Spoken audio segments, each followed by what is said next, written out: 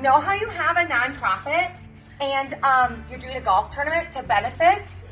And so I think I've got this down, but check out my form, and then let's talk a little bit more about the fundraiser.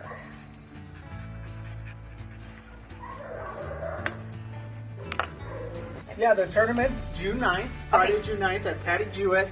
Anybody that wants to play can go ahead and sign up. It's to benefit rugby in Colorado Springs, specifically for kids. So anyone that wants to join, we would love to have you. Okay, great. So, I mean, do you need to be a professional like I am?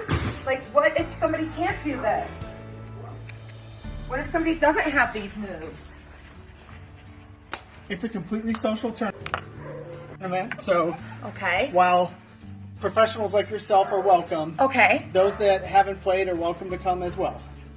Okay.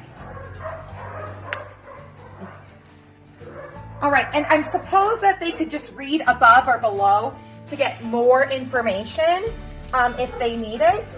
I just have to say though that I don't have time to do personal lessons, so they're just gonna have to practice on their own.